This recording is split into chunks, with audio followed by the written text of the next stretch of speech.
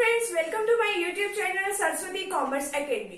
तो फ्रेंड्स, आज हम अपना चैप्टर 6 करने जा रहे हैं और आज के हमारे टॉपिक का नेम है modes of dissolution of partnership firm. इसका क्या मतलब है कि पार्टनरशिप फर्म को हमें क्या कराना है, डिसोल्यूशन कराना है। पार्टनरशिप फर्म को डिसोल्यूशन कराने का मतलब क्या है कि हमें अपनी फर्म को खत्म करना है, कि हमें अपनी जो लाइबिलिटीज है उनको पेमेंट करनी है और जितने भी असेट्स है हमारे बिजनेस के अंदर हमें उनकी क्या कर देना है, हमें उनको सेल कर देना है। और सेल्स करने से जितना भी पैसा आएगा असेट्स को सेल करने से, उसमें से हमारी जितने भी लाइबिलिटीज बनती है हम उसके पेमेंट कर देंगे। मान लो हमारी फर्म ने हमारे जितने भी असेट्स है बिजनेस की वो 6 लाख रुपए में सेल कर दिया, यानी 6 लाख रुपीज में उनको सेल कर दिया।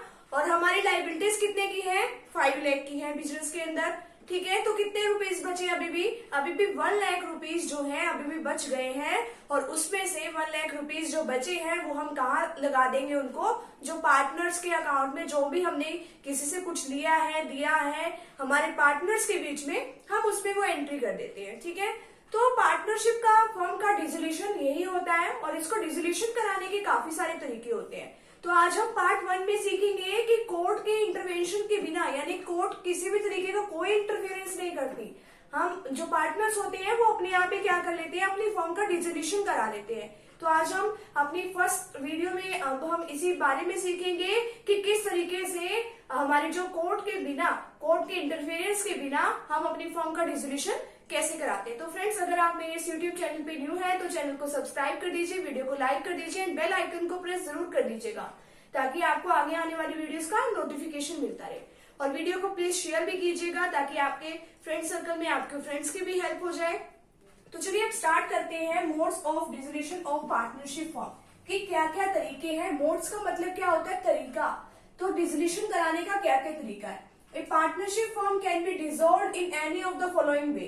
तो कितने सारे तरीके हैं, इसमें से किसी भी तरीके को अगर हम चूज करते हैं तो हमारी पार्टनरशिप फर्म का डिसोल्यूशन हो जाता है। डिसोल्यूशन का मतलब कि वो पार्टनरशिप फर्म बंद हो जाती है, क्लोज हो जाती है।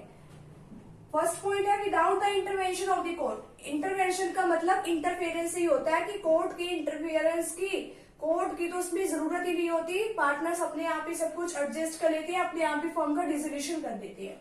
तो इसके अंदर फर्स्ट पॉइंट क्या है कि हम किस तरीके से डिसोल्यूशन करते हैं? When all partners agree to dissolve the firm.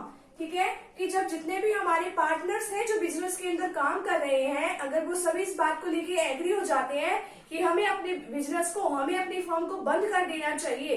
अगर हमारी फर्म के अंदर 4 पार्टनर्स लगे हुए हैं और चारों के 4 इस बात पर एग्री करते हैं कि हमें अपनी फर्म को बंद कर देना चाहिए, चाहे किसी भी रीजन से बंद करें, बस वो फर्म को बंद कर रहे हैं, तो हमारी फर्म का क्या हो जाता है? डिसोल्यूशन हो जाता है। ये सेक्शन 40 के अंदर बात कही गई है। ठीक है, नेक्स्ट है कंपल्सरी डिसोल्यूशन। कंपल्सरी का मतलब है चाहे कुछ भी हो, अब तो हमें अपनी फर्म को बंद करना ही करना है। ये सेक्शन 41 में बात की गई है। जैसे अगर व्हेन ऑल, और या तो सभी पार्टनर्स या all but 1 partners of the firm becomes insolvent, या तो हमारे बिजनेस फर्म के अंदर जितने भी पार्टनर्स लगे हुए हैं काम करने के लिए, या तो वो सभी इंसॉल्वेंट हो गए हैं या उनमें से कोई एक पार्टनर ही ऐसा बचा है कि जो इंसॉल्वेंट नहीं हुआ है, बाकी सारे इंसॉल्वेंट है। अब आप सोचोगे इंसॉल्वेंट क्या होता है? इंसॉल्वेंट का मतलब है दिवालिया हो जाना, यानी कि अब उसके पास कोई भी लोन की पेमेंट करने के लिए कुछ भी पैसे नहीं है।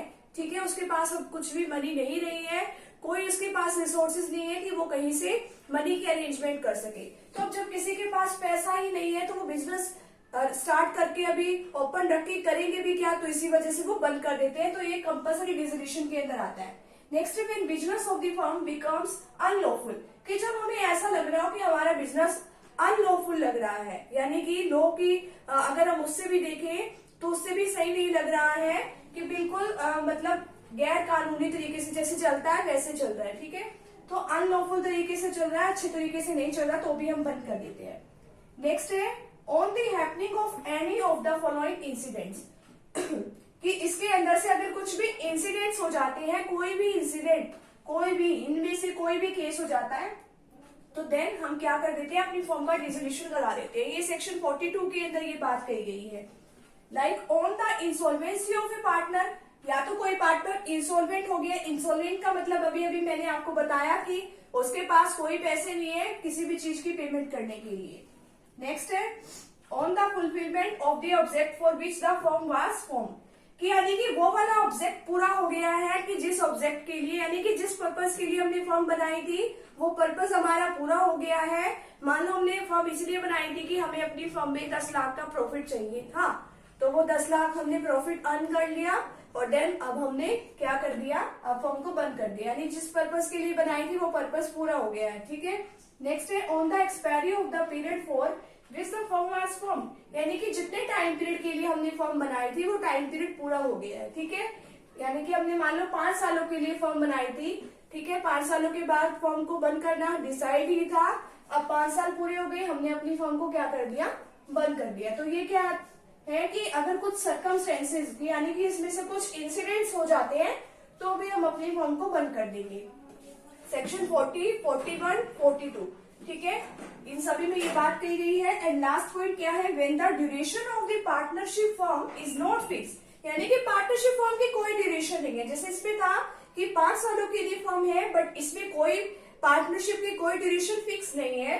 एंड इट्स एट विल, यानी कि वो अपनी मर्जी है कि हम उसको कभी भी बंद कर सकते हैं। Any partner by giving notice to the partners can dissolve the firm, तो कोई भी पार्टनर दूसरे पार्टनर्स को क्या करके एक नोटिस इशू करके अपनी फॉर्म को क्या करा सकता है, बंद करा सकता है। ये सेक्शन 43 के अंदर ये बात कही गई है। तो इसमें सेक्शन 40, 41, 42 एंड 43 जो है इसके अंदर आती है कि इसके अंदर कोर्ट की इंटरफेरेंस की जरूरत नहीं होती और हम अपनी फॉर्म को डिसोल्यूशन करा सकते हैं, वो भी अपनी मर्जी से।